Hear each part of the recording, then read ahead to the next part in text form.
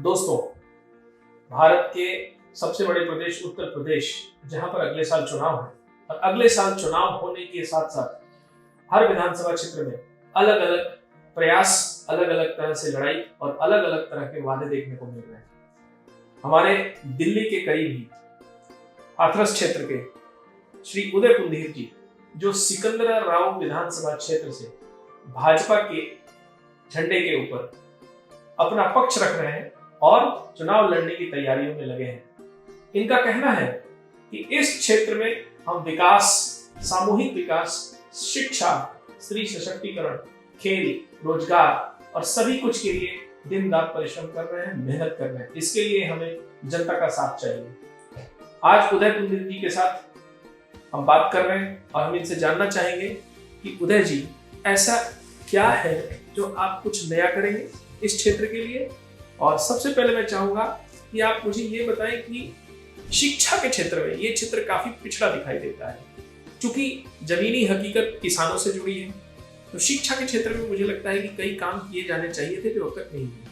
आपका क्या इस पर रुख रहेगा और आप क्या करेंगे?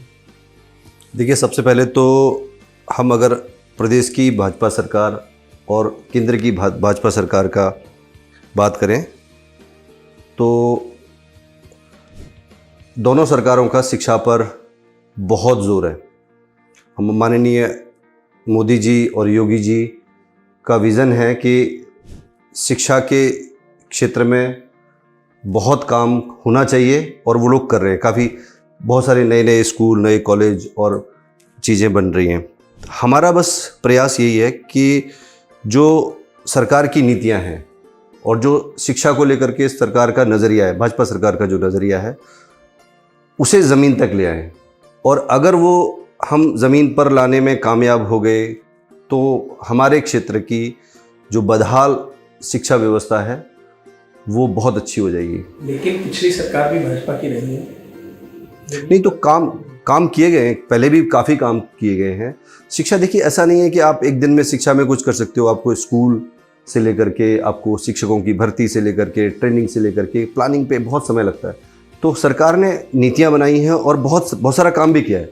अगर आप अभी देखो, सहारनपुर में मां शाकुंभरी विश्वविद्यालय का उद्घाटन अभी हमारे माननीय अमित शाह जी ने किया, और हमारे क्षेत्र में भी एक मऊ चिरैल के अंदर ही एक विद्यालय का शिलान्यास हुआ है थोड़े दिन पहले।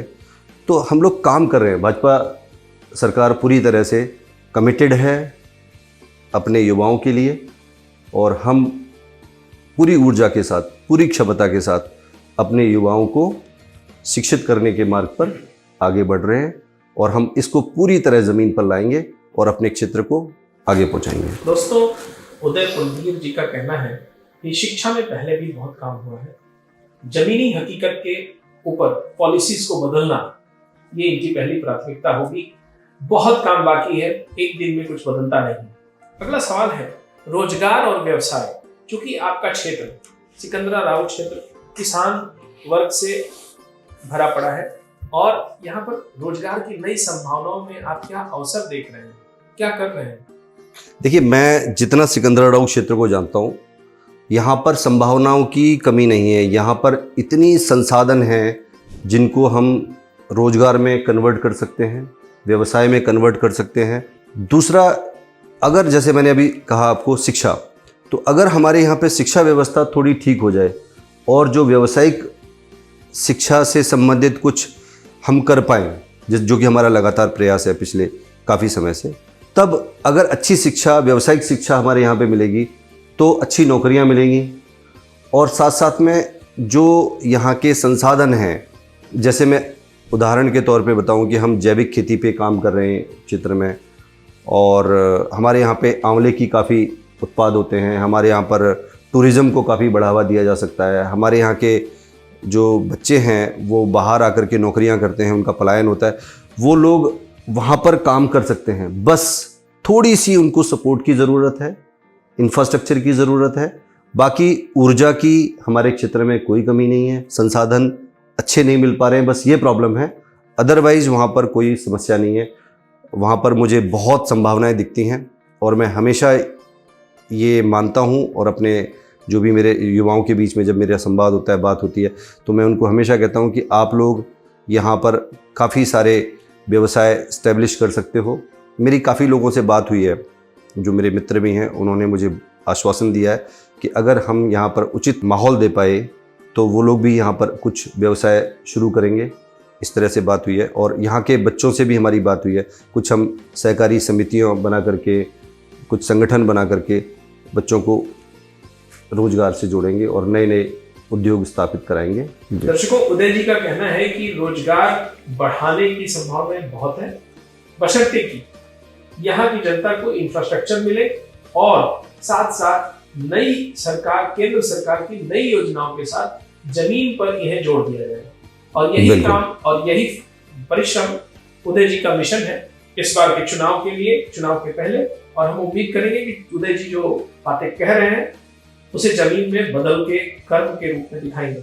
मैं आपको एक मिनट इसमें रोकना चाहूँगा। देखिए, मैं पिछले लगभग 20 वर्ष से उस क्षेत्र में सेवाएं दे रहा हूँ लोगों को, और जो भी लोग मुझे निजी तौर पर जानते हैं उनको पता है कि मैं प्रचार प्रसार में विश्वास नहीं करता।